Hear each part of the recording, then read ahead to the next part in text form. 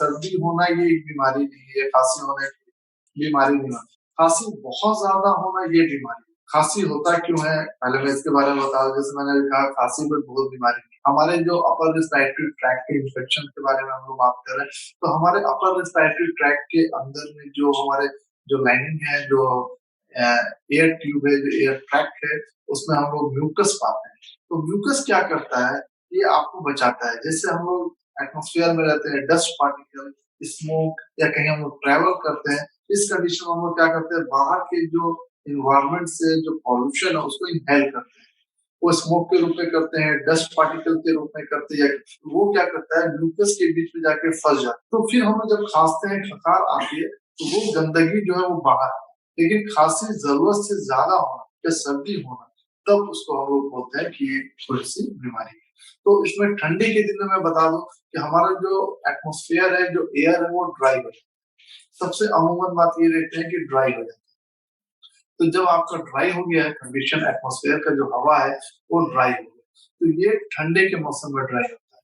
तो जब ठंडे के मौसम में ड्राई होता है, तो इस कंडीशन में क्या होता है कि कफ होना या कोल्ड होना ये अमूमन आम बात हो जाती है। छोटे बच्चे जो होते हैं, 2 साल या 3 साल के बच्चे, इनमें बहुत ज्यादा सर्दी या खांसी नहीं होता है। बहुत मोस्ट कॉमन देखा जाता है कि जो स्कूल गोइंग बच्चे हैं, उनको खांसी और सर्दी होता है। तो वो क्यों होता है? जब हमारे बच्चे हमारे घर के एनवायरनमेंट से बाहर के एनवायरनमेंट में जाते हैं, उस कंडीशन में क्या होता है कि बच्चे स्कूल जाने लगते हैं, तो एक्सपोजर मिलता है। जब एक क्लाइमेट से दूसरे क्लाइमेट में जा रहे हैं, एक जगह से दूसरे जगह में जा रहे हैं, तो उनको एडजस्ट करने में दिक्कत होती है। ये सर्दी और खांसी है क्या?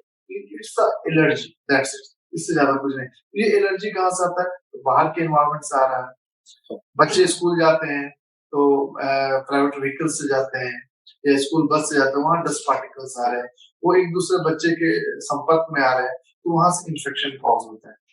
और ये जो सर्दी और खांसी है, वो अपर ट्रैक का इन्फेक्शन माना जाता है। रिस्पायरेटरी ट्रैक्ट जो होता है वो दो होते हैं, लोअर होता है, अपर होता है। तो ये अपर ट्रैक में हम लोग इसको कोल्ड एंड कफ को लेते हैं। ये मेनली जो होता है स्कूल गोइंग चिल्ड्रन को होता है। प्राकृतिक ने ही बहुत ऐसी चीजें दे दी है जिससे हम अपने इम्यून सिस्टम को मजबूत करते हैं। सबसे पहले जब आप सोकर उठते हैं, सुबह की रोशनी जो धूप होती है, अगर आप अर्ली मॉर्निंग सन बाथ लेते हैं, धूप की रोशनी में अगर आप अपने बालकोनी में या खुले मैदान में या खुले आंगन में बैठते हैं और 10 से 15 मिनट धूप का सेवन लेते हैं, तो इससे बॉडी में इम्यून सिस्टम बहुत ज्यादा डेवलप। इसके साथ जो दूध होता है, इसमें बहुत पौष्टिक आहार होता है जिससे इम्यूनिटी बहुत ज्यादा मजबूत होती है। उसके बाद हल्दी का सेवन करें। उसके बाद कुछ फ्रूट्स है, प्रकृति ने हमें बहुत सारे फ्रूट्स वगैरह दिए हैं, इससे भी आप लोग इम्यूनिटी मजबूत कर सकते हैं। मेनली ये कहा गया है कि अभी जो बहुत तरह की बीमारी हो रही है, like diabetes and all this, ये due to lack of immunity. तो अगर हमारा इम्यूनिटी अच्छा है, अंदरूनी ताकत अच्छी है, तो बहुत सारी बीमारी आती है और वो हमारे बदन में ही एंटीबॉडी बनाकर उसको खत्म कर जाते हैं। तो जब हम अंदर से स्ट्रांग है, अंदर से मजबूत है, तो हम आने वाली बीमारियों से बच सकते हैं।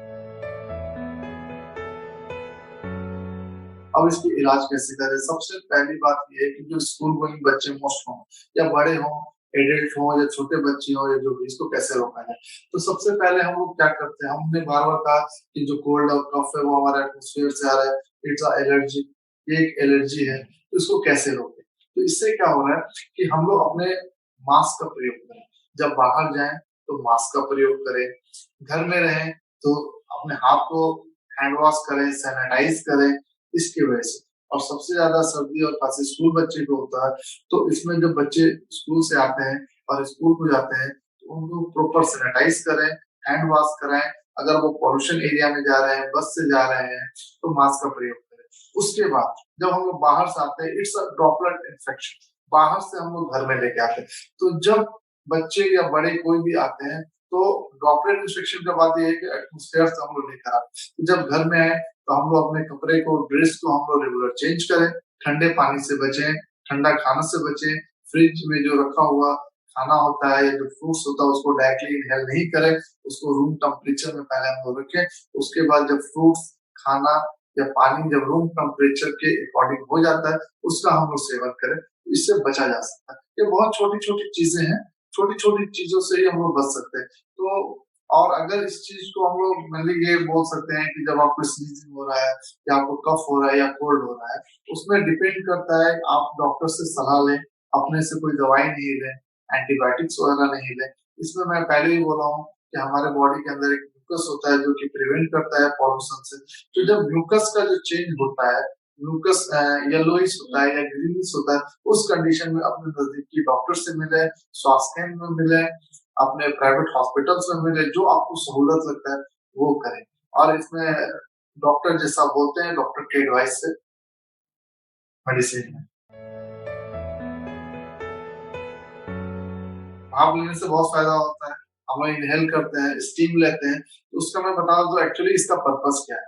तो जब म्यूकस पतला होता है हमारे अमूमन बॉडी के अंदर क्या होता है कि मैंने बताया कि अपर रिस्पायरेटरी ट्रैक्ट में म्यूकस होते हैं जो बाहर के एटमॉस्फेयर को या डस्ट पार्टिकल को अंदर नहीं आने देते हैं।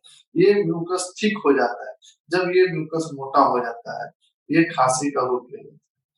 जब हम लोग स्टीम को लेते हैं, जब हम लोग वेपोराइज़ करते हैं अपने आप को, तो ये जो म्यूकस है ये हल्का ढीला पड़ जाता है।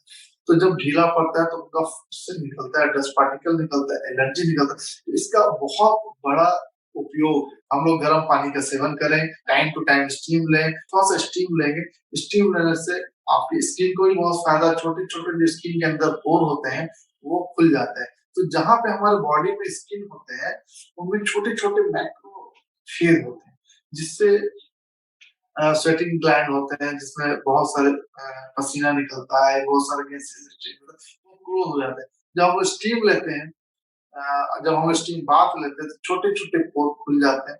इसमें स्किन के लिए भी काफ़ी लाभदायक है। अमूमन जितने भी हमारे यहाँ सीज़न होते हैं, समर सीज़न, विंटर सीज़न या स्प्रिंग सीज़न, तो सबसे ज़्यादा तो वैराइटीज़ ऑफ फ्रूट्स आते हैं, वैराइटीज़ ऑफ वेजिटेबल आते हैं, ये विंटर सीज़न में ज़्यादा मिलते हैं। तो हम लोग टाइम टू टाइम क्या करें कि वेजिटेबल का प्रयोग करेंगे और सबसे अच्छी चीज़ ये है कि दिन भर में एक टाइम हम लोग ग्रीन वेजिटेबल का सूप पिएँगे। छोटी-छोटी सब्जियाँ होती हैं, बीन्स होते हैं, कॉलीफ्लावर होते हैं, कैरट होते हैं, इत्यादि को मिलाकर हम लोग घर में सूप पिएँगे। सूप का सेवन करेंगे, वेजिटेबल खाएँगे, कुछ फ्रूट्स खाएँगे और ठंडे के मौसम में अर्ली मॉर्निंग हम लोग सन बाथ लिया करेंगे। और जब भी खाना खाएँ या खाने के बाद थोड़ा-सा सुसुम पानी का सेवन करें।